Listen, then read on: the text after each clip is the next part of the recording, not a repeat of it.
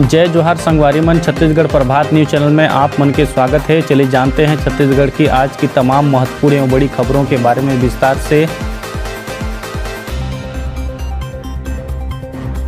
सबसे पहले बड़ी खबर, छत्तीसगढ़ को मिली 7 लाख वैक्सीन की डोज। प्रदेश में कोरोना से लड़ने के लिए छत्तीसगढ़ को बड़ी संख्या में वैक्सीन की आपूर्ति की गई है।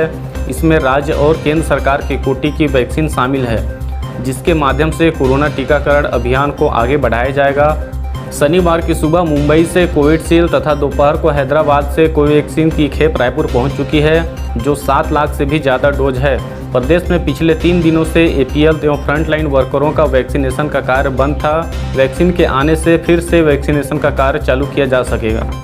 छत्तीसगढ़ समेत 4 राज्यों में बसों के संचालन को मध्य प्रदेश सरकार ने किया बंद। मध्य प्रदेश सरकार ने कोरोना वायरस के संक्रमण पर प्रभावी रोकथाम के लिए लोकहित में मध्य प्रदेश में 4 राज्यों उत्तर प्रदेश, महाराष्ट्र, राजस्थान के साथ छत्तीसगढ़ से आने तथा जाने वाले बसों का परिवहन संचालन को 23 मई के लिए स्थगित कर दिया है। पहले इन बसों का संचालन 15 मई तक के लिए स्थगित किया गया था। कोरोना महामारी के बीच ब्लैक फंगस नामक बीमारी दिन ब दिन छत्तीसगढ़ में ही पैर पसारते जा रही है। एम्स के डॉक्टर रणदीप गुलेरिया ने कहा कि ब्लैक फंगस के बीजाणु मिट्टी, हवा और यहाँ तक कि भोजन में भी पाए जाते हैं। ब्लैक फंगस का सबसे बड़ा कारण स्टायराइड होता है। डॉक्टर रणदीप गुलेरिया ने बताया कि वर्तमान में इस फंगल संक्रमण से पीड़ित 23 मरीजों का एम्स में इलाज चल रहा है। एम्स के डॉक्टरों का कहना है कि यदि आप घर पर इलाज करा रहे हैं तो कोविड-19 के मरीजों को रेमडेसिविर की दवा नहीं लेनी चाहिए। यदि ऑक्सीजन का स्तर 94 से नीचे जाता है तो तुरंत अस्पताल में भर्ती होना चाहिए। कोविड संक्रमण को नियंत्रित करने मुख्य सचिव ने ली कलेक्टरों, सीओ और निगम आयुक्तों की बैठक। मुख्य सचिव श्री अमिताभ जैन ने कहा कि वर्तमान में कोरोना प्रकरणों का ट्रेंड डाउनवर्ड पोजीशन में है। वर्तमान स्थिति में कोरोना संक्रमण की दर 12% रह गई है। उन्होंने कहा कि कोरोना संक्रमण से मरीजों की बेहतर देखभाल की जाए, जिससे मरीज गंभीर स्थिति में न जाएं।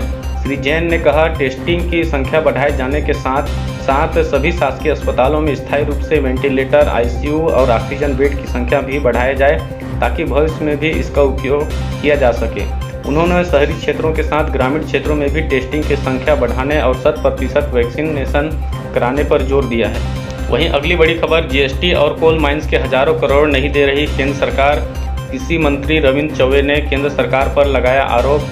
कोरोना संक्रमण के समय प्रदेश संकट के दौर से गुजर रहा है, लेकिन केंद्र सरकार जीएसटी और कोल माइंस के हजारों करोड़ रुपए नहीं दे रही है। केंद्र की राशि मिलने से राज्य को आर्थिक गति मिलेगी, लेकिन केंद्र सरकार राशि राज्य को देने का नाम ही नहीं ले रही है।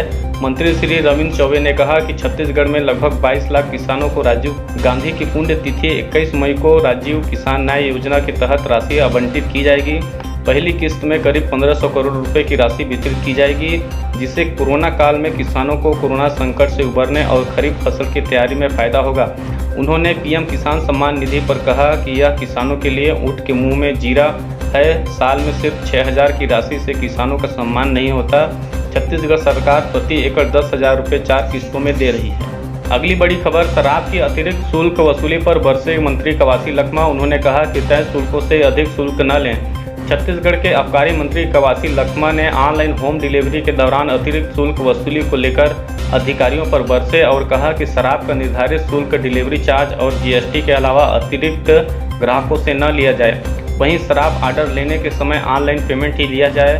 होम डिलीवरी सेवा व्यवस्थित चले, इसके लिए समय बढ़ाने पर जोर दिया।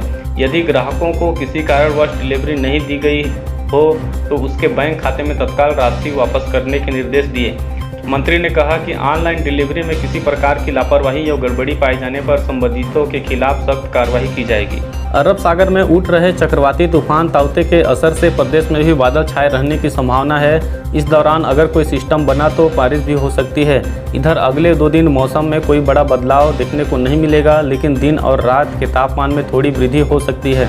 मौसम विभाग के मुताबिक साइक्लोन तेजी से आगे बढ़ रही है और 2 दिनों के बाद इसके गुजरात से टकराने की संभावना है। मौसम विभाग के अनुसार इसके असर से प्रदेश में आने वाली हवा पूरी तरह से दक्षिणी हो जाएगी और नमी के कारण कहीं कहीं गरज चमक के साथ छींटे पड़ने की संभावना है। 45 दिन में 5.5 लाख से ज़्यादा केस। 1.5 महीने में कोरोना ने ली 7,386 लोगों की जान। प्रदेश में 14 माह के कोरोना काल में छत्तीसगढ़ में संक्रमितों की संख्या 9 लाख के पार हो गई है। कोरोना की दूसरी लहर ज़्यादा घातक साबित हुई है और बीते 45 दिनों में 5.5 लाख से भी ज़्यादा मामले सामने आ चुके हैं। वहीं इस दौरान 7,386 लोगों की मौत भी हुई है। राहत की बात यह है कि कहर बरपाने वाली कोरोना अब ढलान की ओर है। रोजाना सामने आने वाले संक्रमितों की संख्या अब बेहद कम हो चुकी है। वहीं प्रदेश में संक्रमितों का आंकड़ा 9 लाख के पार हो गई है। अमेरिका ऑस्ट्रेलिया के तर्ज पर छत्तीसगढ़ में भी होगी छात्रों की वर्चुअल पढ़ाई। कोरोना संक्रमण में जहां लोगों को अपनी चपेट में ले रहा है, वहीं लोगों के कार्यों के साथ बच्चों की पढ़ाई भी पूरी तरह से प्रभावित हुई है। राज्य के सरकारी और निजी स्कूल मार्च 2020 से बंद पड़े हैं। स्थिति सामान्य होने के बाद एक बार फिर स्कूल खोलने की तैयारी की गई थी, लेकिन कोरोना के घटते बढ़ते प्रभाव के चलते राज्य सरकार ने बच्चों के स्वास्थ्य को ध्यान में रखते हुए फिलहाल स्कूल बंद रखने का ही निर्णय यथावत रखा है। वहीं बच्चों की पढ़ाई के मद्देनज़र माध्यमिक शिक्षा मंडल ने अब अमेरिका ऑस्ट्रेलिया के तर्ज पर छत्तीसगढ़ में भी छात्रों की वर्चुअल पढ़ाई कराने का निर्णय लिया है। माध्यमिक शिक्षा मंडल के मुताबिक 9वीं से 12वीं तक के छात्रों की पढ़ाई वर्चुअल माध्यम से कराई जाएगी। रेलवे अपने कर्मचारियों को खुद लगवाएगी टीका। खबर निकलकर सामने आ रही है कि अब 18 से 44 साल के रेल कर्मी व उनके स्वजनों को कोरोना वैक्सीन के लिए इधर उधर भटकना नहीं पड़ेगा। रेलवे खुद उनका टीकाकरण करवाएगी।